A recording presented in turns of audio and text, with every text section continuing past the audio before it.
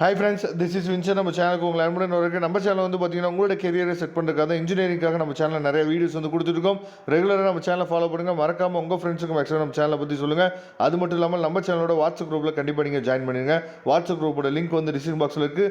Okay friends, இன்றைக்கி நம்ம பார்க்க போகிற பேப்பர் வந்து ரொம்ப ரொம்ப முக்கியமான பேப்பர். நேற்றுக்கு வரைக்கும் எக்ஸாம் வந்து நல்லபடியாக எழுதிப்பீங்கன்னு நினைக்கிறேன். சரியா? அதாவது தமிழ் பேப்பர் தானே அப்படின்னு சொல்லி ரொம்ப அசால்ட்டாக இருக்காதிங்க. தமிழ் பேப்பராக இருந்தாலும் சரி, இங்கிலீஷ் பேப்பராக இருந்தாலும் சரி, நம்மளோட பர்சன்டேஜில் ஆட் ஆகுது அப்படிங்கிற எண்ணம் வந்து நமக்கு எப்பயுமே இருக்கணும். சரியா? அதனால இப்போ நம்ம பார்க்க போகிறது வந்து பார்த்தீங்கன்னா, அதாவது பார்ட் பியில் இருக்கக்கூடிய அந்த 16 மார்க் கோல்டன் கொஸ்டின்ஸ் தான் நம்ம பார்க்க போகிறோம். சரியா? ஒரு 20 கொஸ்டின் தான் நம்ம பார்க்க போகிறோம். இந்த 20 கொஸ்டினை மட்டுமாவது நல்லபடியாக தெளிவாக நீங்கள் பார்த்துட்டீங்க அப்படின்னா போதுமானது. அது மட்டும் இல்லாமல் உங்களுக்கு தமிழ் அதாவது தமிழ்ஸ் அண்ட் டெக்னாலஜியோட நோட்ஸ் வந்து வேணும் அப்படின்னா சொல்லுங்கள். நான் வாட்ஸ்அப் குரூப்பில் ஷேர் பண்ணிவிடுறேன். கமெண்ட் பாக்ஸில் சொல்லுங்கள், நான் வாட்ஸ்அப் குரூப்பில் கண்டிப்பாக ஷேர் பண்ணுறேன். ஓகே, முக்கியமான கொஸ்டின்ஸ் வந்து பார்க்கலாம். அதாவது பாண்டங்களின் கீறல் குறியீடுகள் பற்றி தெளிவாக எழுதுக.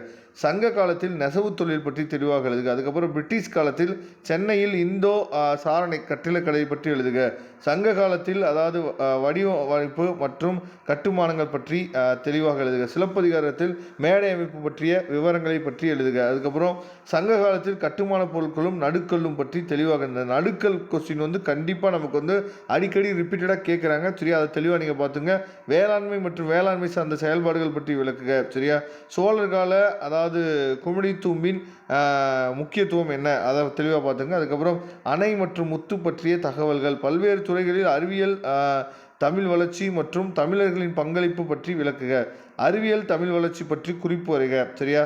கணித தமிழ் வளர்ச்சி பற்றி குறிப்பு வரைக. இதெல்லாம் ரொம்ப முக்கியமான கொஸ்டின். அதுக்கப்புறம் சொற்குவை திட்டம் பற்றி குறிப்பு வரைக. இணையத்தில் தமிழ் அகராதிகள் பற்றி தெளிவாக எழுதுக. இதெல்லாம் ரொம்ப ரொம்ப முக்கியமான கொஸ்டின். அதுக்கப்புறம் தமிழ் இணைய கல்விக் கழகம் பற்றி குறிப்பு எழுதுகன்னு சொல்லி கொடுத்துருக்காங்க. இது ரொம்ப ரொம்ப முக்கியமான கொஸ்டின். வரலாற்று சான்றுகளாக செம்பு மற்றும் தங்க நாணயங்கள் மற்றும் நாணயங்கள் அச்சிடுதல் பற்றி விவரிக்கவும். அதுக்கப்புறம் இரும்பு தொழிற்சாலை விரிவாக எழுதுக. தமிழர்களின் கப்பல் கட்டும் கலை பற்றி நீ அறிந்ததை பற்றி எழுதுக. அதுக்கப்புறம் சிலப்பதிகாரத்தில் மணிகளின் வகைகள் பற்றி எழுதுக. இது கண்டிப்பாக இதில் வந்து கொஸ்டின்ஸ் வந்து நமக்கு 16 மார்க்கில் கேட்கறதுக்கு வாய்ப்புகள் அதிகமாக இருக்குது. இதோட பிடிஎஃப் லிங்க் டிஸ்கிரிப்ஷன் பாக்ஸில் இருக்க எடுத்து யூஸ் பண்ணிங்க. வரக்கூடிய நாட்களில் இன்னும் அதிகமாக நம்ம ரொம்ப முக்கியமாக பேப்பர் பர்சன்டேஜ் வீடியோ வந்து நம்ம நினச்சி கொடுக்க போகிறோம். அதையும் பாருங்கள், கண்டிப்பாக உங்களுக்கு ரொம்ப ஹெல்ப்ஃபுல்லாக இருக்கும். Okay friends,